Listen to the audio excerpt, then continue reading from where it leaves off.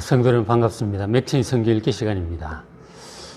오늘 3월 10일 맥체인 성경 읽기 출애굽기 21장, 욥기 39장, 누가복음 24장, 고린도후서 9장입니다. 오늘 말씀 중에 욥기 말씀 계속 보겠습니다. 욥기 39장 말씀 우리 함께 보십시다. 지금 욥이 갑작스러운 고난으로 인해서 자기 문제에 빠져서 지금 허우적거리고 있잖아요. 긴 여러 달 동안 고통 중에 친구들과 대화를 했지만 답도 찾지도 못하고 아주 답답한 상황이 되어버리고 말았죠.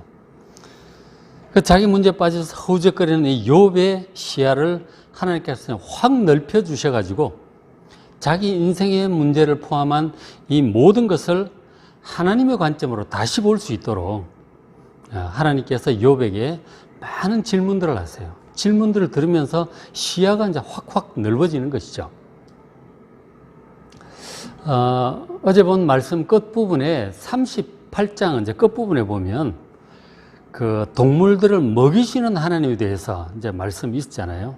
네가 사자를 위해서 그 많은 사자들을 네가 다 먹일 수 있겠느냐? 까마귀 새끼들 네가 다 먹일 수 있겠느냐? 내가 다 먹인다. 하나님께서 그렇게 말씀을 하셨었죠. 그리고 이어서 이제 39장 1절 보시면 새끼 낳고 키우는 그런 것들을 또 얘기를 하셔요. 산 염소가 새끼 치는 때를 네가 아느냐? 암사슴이 새끼 낳는 것을 네가 본 적이 있느냐? 산에서 그런 새끼 낳는 거 참 보기 어렵죠. 그것이 몇 달 만에 만삭이 되는지 아느냐? 우리 사람은 10달 만에 만삭이 되고 아기를 낳는데 암사슴은 그리고 산 염소는 몇 달 만에 아기를 낳는지 아느냐? 이렇게 하나님께서 물어보십니다. 그것이 때가 되면 3절에 그것들이 몸을 구부리고 새끼를 낳아요. 그리고 그 산고가 지나가고 사람처럼 그렇게 심한 것 같진 않아요. 지나가고 새끼가 태어나서 이 강화해져서 빈들에서 잘 커요. 그리고 나간 후에는 다시 돌아오지 않고 독립한다. 그렇게 말씀을 하시죠. 우리가 이제 그 TV 다큐에서를 보면 저 들짐승들이 새끼를 낳는데 낳자마자 이게 바로 막 일어서더라고요. 사슴 같은 경우도 바로 일어서고 막 걷고 막 그러더라고요. 사람은 상상하기 어렵죠. 1년이나 되어야 겨우 이제 걷고 그러잖아요. 동물들은 참 잘도 낳고 회복도 빠르고 그리고 굉장히 새끼들도 빨리 크더라고요. 보니까. 근데 달라요. 우리하고는 달리 적응할 수 있도록 그렇게 하나님께서 해 주셨어요. 동물들 이제 관찰하는 다큐들을 보면은 그 동물에 있어서 가장 중요한 양대 이 큰 숙제랄까요? 관심사랄까요? 그것이 하나는 먹고 사는 문제. 어떻게 먹고 살 것인가? 식량 문제, 이 먹이 문제죠. 그리고 또 하나는 짝짓고 새끼 낳고 번식하는 문제. 그게 동물들의 생애 전부더라고요, 보니까. 약간의 사회생활, 협조 그런 것도 있지만, 그 대부분 결국은 먹고 사는 문제와 새끼 짝짓고 번식하는 이것이 이제 대부분이더라고요. 근데 이제 짝짓기를 하는데도 이제 보니까 큰 동물들은 큰 동물들대로 방식이 있고, 그리고 작고 약한 동물들은 여차 잘못하면 잡아먹히잖아요. 근데 피해가면서 나름대로 하는 방법이 있어요. 그러니까 나무 잘 타는 나무 위에 올라가기도 하고, 이제 큰 동물들 피해서가 땅 속에 들어가기도 하고, 하여간 여러 가지 방식으로 물고기는 물고기대로, 새는 새대로 각각 약하지만 자기 방식대로 또 짝을 짓고, 새끼 낳고 번식하고 잘 살아가고 있는 거예요. 이런 것들이 벌레도 마찬가지고 새도 마찬가지고 작은 동물, 큰 동물 할 것 없이 모든 생물들이 각각 이 번식하는, 짝짓고 번식하는 그 나름대로의 방식이 다 있는 거예요. 그리고 나름대로 짝을 짓고 새끼 낳고 다들 잘 번성하고 잘 살아가고 있어요. 하나님께서 그런 지혜도 주시고 능력도 주시고 그리고 여건도 그렇게 허락을 해 주신 것이죠. 우리가 신경 안 써도 잘 살아가요. 다들 짝짓고 다들 새끼 낳고 아주 번성을 하고 있습니다. 그것이 이제 하나님께서 그 각각의 동물들 세대를 보살피기 때문에 그러신 거죠. 하나님께서 이 수많은 동물들, 생태계 수많은 동식물들 먹고 사는 부분들도 하나님께서 잘 이렇게 해결을 해 주시고, 그리고 짝짓고 번식하는 것조차 그것도 잘 해 주셔서 다들 잘들 살아가고 있어요. 잘 살아가고 있습니다. 하나님께서 그 많은 일들을 하고 계신다는 사실을 우리가 좀 알아야 되죠. 하나님께서 일을 얼마나 많이 하시는지 우리가 좀 생각을 해봐야 돼요. 그리고 이제 사람들도 다 보살피고 다스리시잖아요. 하나님께서 한 사람 한 사람을 향해서 너희 한 사람 얼마나 수많은 참새보다 귀하고 머리털까지 다 세고 있다고 말씀을 하시잖아요. 그 하나님의 백성들 한 사람 한 사람 다 살피시고 보호하시고 그 마음도 세세히 살피시고 인생을 인도하세요. 하나님 정말 일을 많이 하세요. 굉장히 바쁘시다고 해야 될지 많은 일들을 하나님께서 전지전능하신 능력으로 그 크신 사랑으로 다 하고 계세요. 그런 것들을 우리가 좀 생각을 해야 되고요. 하나님께서 하시는 일들에 대해서 하나님의 입장에 대해서 하나님의 관점을 우리가 알려면 그런 것도 좀 생각을 해봐야 되는 것이죠. 그 다음에 이제 동물들 얘기를 좀 더 하나님께서 해주고 계세요. 그러니까 욥의 시야를 넓혀주려고, 친구들의 시야를 넓혀주려고 하시는 말씀이죠. 자, 39장 9절에 들소 얘기를 하세요. 이 들소, 버팔로 이런 거 있잖아요. 이 야생 소가 있어요. 굉장히 막 힘도 세고 우리 집소보다도 훨씬 힘도 세 보여, 그죠? 할 수만 있다면 그 들소를 좀 잘 길들여 가지고 일을 시키면 힘도 훨씬 더 좋고 일을 더 잘할 것 같아요. 그런 생각을 해볼 수 있죠. 우리 소하고 좀 비슷하게 생겼으니까. 육식을 하는 것도 아니고 풀 먹고 살고 그렇게 하니까 잘만 하면 될 것 같은 생각도 들죠. 그런데 하나님께서 하시는 말씀이 들소가 어찌 기꺼이 너를 위해서 일하겠느냐, 네 외양간에 얌전히 머물러 있겠느냐 하는 거지. 10절에 네가 능히 줄로 매어 들소가 이랑을 갈게 농사일에 사용할 수 있겠느냐, 그것이 어찌 골짜기에서 너를 따라 썰을 끌겠느냐. 농사 짓는데 좀 잘 길들여서 사용해보고 싶은 그런 생각이 드는 거예요. 뭐 생각할 수 있죠. 우리가 얼마든지 생각으로는 뭐든지 할 수 있어요. 다 할 수 있어요. 가능해 보일 것 같아, 그죠?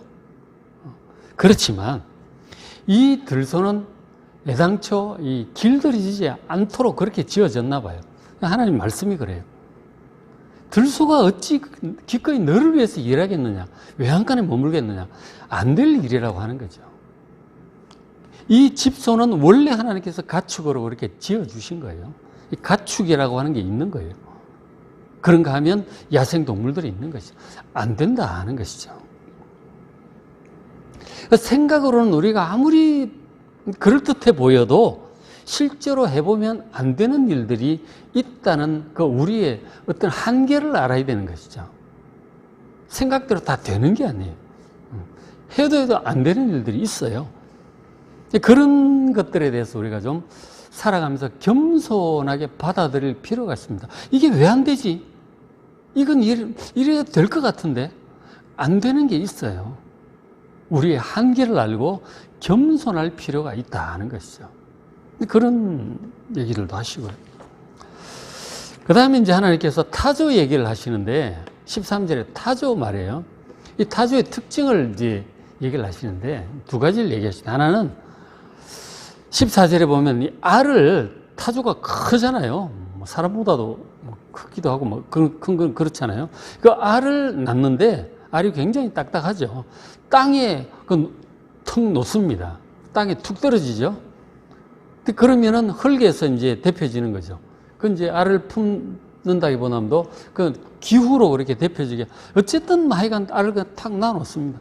그리고 들짐승에 밟힐 것도 생각하지도 않고 저 알을 놔놓으면 내가 힘들어 난 내 알인데 새끼가 나와야 되는데 그 걱정되지 않겠어요? 그러니까 전혀 그런 걱정 안 해요.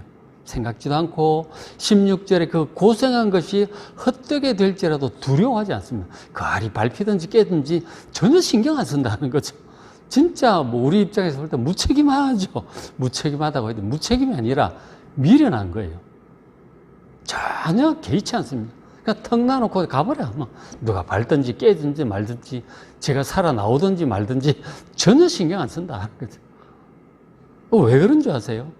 17절 이는 하나님이 그에게 지혜와 총명을 주지 않았기 때문에 그렇다 하는 거죠. 근데 그래도 이게 뭐 밟혀서 깨진다거나 뭐 그렇게 뭐 그런 것도 있겠지만 딱딱해서 뭐 잘 깨지지도 않고 그런가 하면 또 나름대로 잘 때가 되면 부화해가지고 또 잘 살아가나 봐. 그러니까 타조가 지금 멸종을 하지 않고 있는 거죠. 그러니까 참 지혜가 없어요, 타조는. 자, 그런데 그 반면에 18절에 그러나 그것이 몸을 떨쳐 뛰어갈 때는 타조가 뛰면은 타조는 날지는 못하잖아요. 근데 뛰는데 뭐 다리도 길고 엄청 잘 뛰는 거죠. 말이 부럽지 않을 만큼 잘 뛴다고 그래요. 속도도 엄청나고. 그러니까 지혜는 없는데 엄청 힘이 좋은 거예요. 새 중에서 잘 뜁니다. 말 못지않게 잘 뛴다고 해요. 그러니까 저런 것들이 타조의 특징이죠. 타조의 특징이에요. 못 나르는 거는 기본인데 참 지혜도 없어요. 그럼에도 불구하고 그래도 새끼가 잘 태어나서 살아갈 수 있도록 하나님께서 그런 여건도 마련해 주셨고 그리고 또 장점이 있는 거예요. 잘하는 게 있다니까. 이게 동물들마다 그래요. 정말 잘하는 게 있어요. 사람보다 더 잘하는 것들이 동물들마다 다 있다는 거예요. 그런 건 또 없는 건 없어. 못하는 건 못해. 그 동물들이 그래요. 그런가 하면 이제 말 얘기도 하시는데 동물들은 이제 다양하게 얘기를 좀 하세요. 이 전부 하나님께서 창조하신 거죠. 19절에 말 얘기도 하시는 이 말의 힘을 네가 주었느냐? 그 목에 흩날리는 갈기를 내가 입혔느냐? 목이 달릴 때 그 갈기가 흩날리면 멋있잖아요. 그죠? 그리고 말 보면은 근육들이 아주 끝내주잖아요. 그죠? 말 근육. 그러죠. 우리 근육 좋은 사람들 말 근육 같다 그러는데 뭐 허벅지, 막 다리 근육 이런 데 보면 엉덩이 막 근육 덩어리잖아요. 그죠? 끝내주죠. 그리고 뭐 잘 뛰잖아요. 멋있고. 그리고 22절에 두려움을 모르고 겁을 내지 않습니다. 칼을 대할지라도 물러나지 않습니다. 그러니까 겁이 없어요, 말이. 25절에 나팔 소리가 날 때마다 힝힝 울고, 뭐 전쟁을 이제 선포하는 그런 나팔이겠죠. 그 막 가려고 막 반응을 하는 거죠. 멀리서 싸움 냄새를 맡고 막 지휘관들의 호령과 외치는 소리도 듣고 전쟁터로 막 달려갑니다. 뭐 삼국지에 뭐 적토마 얘기도 있고 막 나오고 그러죠. 명마들 얘기 나오잖아요. 그 전쟁이 나면은 이제 전투가 붙는데 사실 굉장히 겁나죠. 그 화살을 하나 맞거나 칼 맞거나 그러면 죽을 수도 있잖아요. 그 전쟁터를 향해서 이렇게 막 돌진해 간다고 하는 거는 굉장히 두려운 일이에요. 근데 이 말들은 겁이 없는 거죠. 겁이 없어요, 말들. 그냥 죽음을 두려워하지 않고 그냥 내달리는 거죠. 힘도 좋고 빠르기도 하고 겁도 없어요. 아주 용기 충천한 것이 말의 특징이에요. 그리고 막 말 근육, 흩날리는 갈기, 그 빠른 그 속도, 용맹 이런 것들이 이제 말의 중요한 특징이죠.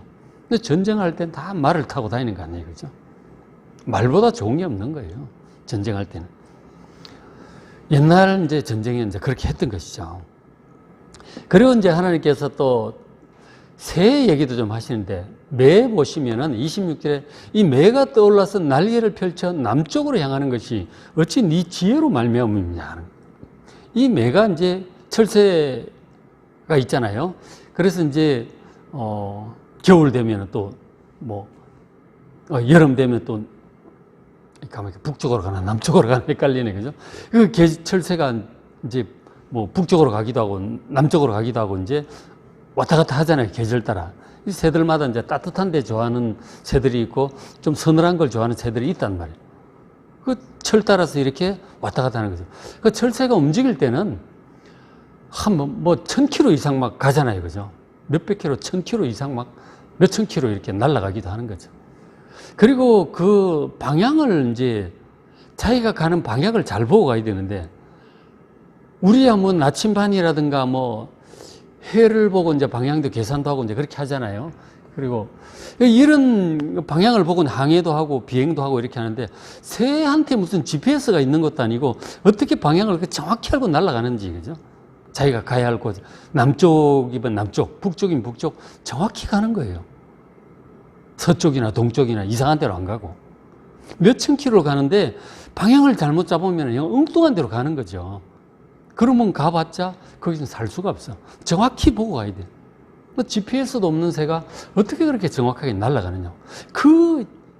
비행 몇천 킬로 가는 비행 거리도 대단하고요. 힘도 좋고, 그 방향을 정확히 보고 가는 그 지혜도 대단하죠. 뛰어난 그 능력을 가지고 있는 거예요, 철새들이. 그것이 우리가 그 매에게 지혜를 준 게 아니잖아요. 하나님께서 그 매에게 철 따라 움직이는 지혜를 주신 것이죠. 그런가 하면 독수리에 관해서도 말씀하셨는데, 27절에 이 독수리가 공중에 떠서 높은 곳에 절벽 이런 데다가 보금자리를 만들어요. 아주 높은 곳에 만듭니다. 그것이 네가 명령해서 그렇느냐? 하나님께서 그렇게 지혜를 주신 것이죠. 그 높은 데서 먹이를 살피면 눈이 시력이 굉장히 좋거든요. 독수리 멀리서 보고, 우리는 2.0밖에 안 되지만 독수리는 5.0이나 10.0좀 되지 않을까 싶어. 그죠? 엄청 멀리 자그마한 걸 보는 거죠. 그리고 쏜살같이 달려가서 딱 먹이를 낚아채 그렇게 하잖아요. 사람보다 훨씬 뛰어난 그 시력을 가지고 있고, 비행 속도라든가 끝내주죠. 그 독수리가 그래서 이제 조류의 제왕이잖아요. 그렇게 살아갈 수 있도록 또 그렇게 하셨어요. 작은 새는 작은 새대로 또 그렇게 하는 거예요. 벌새처럼 조그만 새들도 이제 그렇게 하잖아요. 그러니까 동물들 몇 가지 말씀을 예로 드셨는데, 전부 하나님이 창조하신 거예요. 그런데 동물들마다 전부 아주 강점이 있어요. 사람보다 더 뛰어난 능력들을 가지고 있어요. 그런가 하면 아주 약점도 있죠. 하나님께서 골고루 이렇게 나눠주셨어요. 각각의 재능이랄까 이런 것들을 골고루 나눠주신 것이죠. 그리고는 이제 나름대로 다 살아갈 수 있도록, 작지만 살아갈 수 있고, 큰 거는 큰 것대로 또 애로사항이 있고, 물에 사는 건 물에 사는 것대로, 날아다니는 건 날아다니는 것대로, 벌레는 벌레대로 각각 다 살아가요. 잘 살아갈 수 있도록, 조화를 이루고 살아갈 수 있도록 하나님께서 지혜와 재능과 그런 여건들을 허락을 하신 것이죠. 이 하나님의 창조하심입니다. 그게 이제 그 동물들마다 그렇고, 우리 사람들을 볼 때도 그렇죠. 사람들 가운데 학과 같이 고고한 그런 사람도 있고, 사슴처럼 잘 이렇게 온순하고 활동적이고 그런 사람도 있겠고, 맹수와 같은 사람도 있잖아요. 아주 싸나운 사람도 있고, 그리고 착한 사람도 있고, 그렇죠. 큰 사람도 있고 작은 사람도 있죠. 그리고 머리가 좋은 사람이 있고, 힘이 좋은 사람이 있고, 운동 잘하는 사람이 있고, 그리고 아주 감성이 뛰어난 사람도 있고, 사람들마다 재능과 지혜와 소질, 여건, 성장 환경, 이런 것들이 전부 다른 것이죠. 그래서 각각의 사람에게 각각의 장점이 있고, 그리고 그에 따른 단점도 있어요. 이게 이제 동물 세계도 그렇거니와 사람 세계도 그런 거예요. 그러니까 하나님께서 이 각 사람, 모든 동물의 세계, 그리고 각 사람을 모든 상황에 적절하게 다 창조하신 것이죠. 우리는 그 속에서 살아가고 있어요. 하나님께서 창조하신 이 세상 속에 살아가고 있고, 수많은 사람들, 하나님 다스리시는 수많은 사람들 속에서 한 사람으로 살아가고 있는 것이죠. 이런 것들을 우리가 좀 생각을 해야 돼요. 이 전체를 창조하시고 다스리시는 하나님의 관점. 우리는 우리 문제만 보잖아요. 내 문제만 보잖아. 옆 사람 잘 몰라. 동물들은 더 잘 몰라. 산에 있는 것들은 아예 알지도 못해. 전혀 관심도 없을 수도 있죠. 우리가 이제 보고 듣고 관심을 가지는 것이 참 좁다 하는 것이죠. 욥조차도 그렇게 지혜로운 선량한 경건한 욥조차도 자기가 볼 수 있는 것은 참 좋은 나름대로 굉장히 선량한 분이고 어려운 사람 돕기도 하고 다 했지만 그런 하나님의 시각에 비할 바가 못 되는 거죠. 너무 시각이 좁고 아는 게 적어요. 우리가 하나님 앞에서 우리의 모습을 좀 생각을 해봐야 돼요.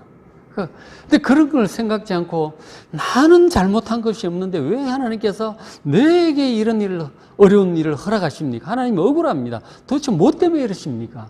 하나님께 따지려고 하고 하나님 뭐 잘못하시는 거 아닙니까? 실수하시는 거 아닙니까? 그런 말을 하나님께 하고 싶어 하는 그런 욥의 이 좁은 시각이 욥으로 하여금 어리석게 만드는 것이죠. 하나님께 같이 맞짱 토론해보고 싶고 따져보고 싶은 그런 마음을 품는 것 자체가 참 불경스러운 것이죠. 그래서 시각이 너무 좁아서 자기 그것만 딱 보니까 그래. 좀 전체를 이렇게 보면 감히 하나님께 이제 그렇게 못하죠. 그리고 다른 사람과의 관계 속에서도 뭐 왜 저 사람 부자로 태어나서 금수저로 태어나서 저렇게 좋고 나는 이렇게 가난하고 뭐 이래가면서 이제 하나님께 원망 불평을 하기도 하죠. 그리고 막 장애를 가지고 태어난 사람도 있고 건강한 사람도 있잖아요. 나보다 훨씬 건강한 사람이 있다고요. 그리고 뭐 키 크고 아주 이쁘게 잘 태어난 사람도 있는가 하면 나는 왜 이래 작을까? 뭐 그런 불만도 할 수도 있죠. 하나님께서 각 사람을 지으실 때 각 동물들과 식물들을 지으시는 것처럼 각 우리 사람들에게 생명을 주시고 이렇게 하실 때 하나님의 큰 그 세계 속에서 모든 것을 적절하게 하시는 거예요. 하나님의 지혜와 사랑과 선하신 뜻을 여러분 믿으시길 바랍니다. 인간적인 짧은 생각을 가지고 나는 이거 있으면 왜 저 사람 있고 나는 없냐 이렇게 원망 불평할 일이 아니에요. 우리 시야를 좀 넓혀야 돼요. 하나님께서 하신 일에는 다 이유가 있고 다 그것이 최선이에요. 하나님을 여러분 정말 믿으셔야 됩니다. 내 짧은 지혜로 정말 하나님 하시는 일이 마음에 안 든다고 원망 불평한다든가 이러시면 안 된다는 것이죠. 하나님의 그 지혜와 그 사랑과 선하신 뜻을 여러분 절대적으로 믿으시길 바랍니다. 나는 그 속에 있어요. 나에게 주어진 상황 속에서 정말 하나님의 뜻을 생각을 하면서 경건하고 바르게 최선을 다해서 하나님의 뜻을 따라 최선을 다해 열심히 살면 돼요.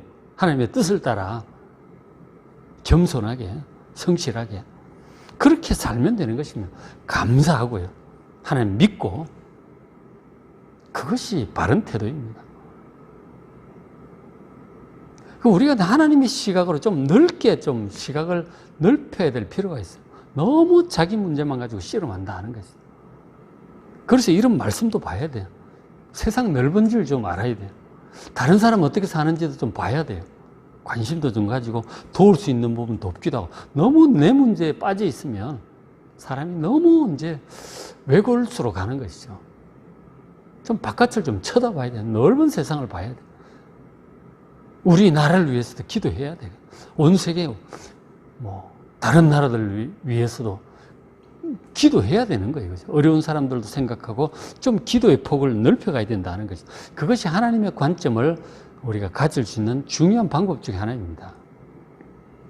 그래서 우리가 이제 자연 만물을 얘기를 하셨는데 그 중에 또 하나 이제 우리가 생각을 해야 될 것이 이 자연 만물 속에 우리 인간의 위치예요. 그걸 창세기 1장에 하나님 말씀하셨죠. 창세기 1장 26절에 하나님이 이르시되 우리의 형상을 따라 우리의 모양대로 우리가 사람을 만들자 그러셨어요. 하나님께서 6일 동안 천지 만물을 지으시고 마지막 날 우리의 모양대로 우리가 사람을 만들자 그러셨어요. 사람을 처음 창조하실 때 우리 조상 아담과 하와를 창조하실 때 하신 말씀이에요. 어떤 목적을 가지고 사람을 창조하셨는지 저 분명히 말씀하셨죠. 하나님의 모양대로 일단 우리가 지음을 받은 영광스러운 존재임을 여러분 잘 기억하시길 바랍니다. 우리는 하나님을 닮았어요. 모든 동식물들이 우리 사람을 볼 때 하나님이 보이는 거예요. 하나님의 모습이 보인다니까요. 우리 자녀가 부모를 닮잖아요. 모든 동식물들이 사람을 쳐다볼 때 하나님의 형상이 보인다니까요. 그만큼 우리는 영광스러운 존재예요. 자, 그렇게 하나님의 형상대로 지음받은 사람이 뭘 하느냐? 그들로 하여금 바다의 물고기, 수많은 물고기가 있죠. 뭐 돌고래도 있고 고래도 있고 상어도 있고 멸치도 있어요. 피레미도 있고 이 수많은 물고기들, 그리고 하늘의 새들, 조그만 참새부터 제비, 기러기부터 그죠? 이 독수리까지 수많은 하늘의 새들, 그리고 가축들, 가축이 있고 동물이 따로 있는 거예요. 가축도 있고 사람 기른 가축, 그 다음 온 땅에 있는 것, 땅에 기는 모든 것, 모든 동물들, 파충류, 벌레까지 모든 것들을 다스리게 하시려고 우리 사람을 하나님의 형상대로 지었다고 말씀을 하고 있는 것이죠. 이 자연 만물 속에서 사람의 위치가 어떤 존재인지를 우리가 좀 자각을 해야 돼요. 이것을 우리가 그냥 마음껏 잡아먹고 착취하고 그렇게 하라고 하는 것이 아니고 잘 다스리라 하는 거죠. 각각이 잘 살아갈 수 있도록 다스리고, 잡아먹을 것도 잡아먹고, 젖을 짜먹기도 하고, 양털을 깎아서 옷을 해 입기도 하고, 할 수도 있어요. 그죠? 적절히 이제 하는 거죠. 하나님께 제사 드릴 양도 있었고, 옛날엔 그랬잖아요. 다 필요에 따라 적절하게 다스리는 거예요. 노아 홍수 이후에 육식을 하도록 허락하셨잖아요. 잡아먹을 수도 있어요. 그러니까 적절하게 하는 거죠. 그걸 종이 멸종이 되도록 그렇게 하면 안 돼요. 보면은 코끼리 상아를 탐내느라고 밀렵꾼들이 가가지고 코끼리 잡고 이 코끼리 개체수가 점점 줄어든다고 그러잖아요. 이렇게 멸종을 하게 하면 안 되는 거죠. 그죠? 자연 이제 보호도 잘 해야 되죠. 어쨌든 환경론으로 꼭 가자고 하는 것만이 아니라 사람의 위치를 알아야 된다는 거예요. 우리가 이 자연 만물 속에서 어떤 존재인지를 알아야 돼요. 그러니까 진화론적으로 세상을 보는 사람들은 사람은 그저 생존 경쟁에서 똑똑해서 이겼다. 그래서 자연을 다스리는 그렇게 생각을 하지만 그것이 아니라 원래 하나님께서 온 자연 만물을 다스리는 존재로 하나님 닮은 우리 사람들을 그렇게 처음부터 창조를 하신 거예요. 각각의 동물들이 각각의 장단점이 있잖아요. 우리보다 훨씬 힘이 센 것도 있고 덩치가 큰 것도 있고, 그리고 어떻게 보면 미래를 아는 그런 지진이 다가온다든가 그런 걸 아는 동물들도 있다 그러잖아요. 하여간 특별한 능력을 갖춘 동물들이 많지만 그것들이 전부 사람들 다스림 아래에 있는 거예요. 우리가 자연 만물을 다스려야 될 주인의 위치에 있다고 하는, 다스리는 자의 위치에 있다고 하는 자각도 우리가 좀 필요하고요. 그래서 이것을 하나님의 시각으로도 봐야 되는 거예요. 자연 만물도 하나님의 시각으로 봐야 되고요. 그리고 이제 인간 세상사도 좀 우리가 하나님의 자녀로서 하나님의 관점을 가질 필요가 있어요. 좀 넓게 봐야 된다 하는 것이죠. 너무 자기 문제만 가지고 씨름하지 말고 좀 폭넓게 기도하고 하나님의 뜻을 따라 우리가 해야 할 일들을 잘 할 수 있는 여러분 되시길 바랍니다. 지금 욥기의 이 질문들은 욥에게, 친구들에게 하나님의 관점으로 좀 넓게 보라고 하는 거예요. 그저 자기 눈앞의 문제, 이 고난의 문제 해결하겠다고 그것만 쳐다보지 말고 전체적인 하나님의 섭리도 보고 하나님의 마음과 뜻도 생각을 좀 해보고 어떻게 해야 될지, 과연 무엇이 잘하는 것인지 좀 폭넓게 하나님의 관점에서 생각하라고 하나님께서 여러 가지 질문을 하고 계십니다. 그래서 우리가 이런 말씀들을 보면서 우리의 시야를, 우리의 관점을 좀 더 하나님처럼 넓게 해서 정말 하나님의 자녀답게 세상을 바라보는 여러분 되시길 주의 이름으로 축복합니다. 자, 오늘 맥주인 성경읽기 출애굽기 21장, 욥기 39장, 누가복음 24장, 고린도후서 9장 말씀 여러분 잘 보시고 은혜 많이 받으시기 바랍니다.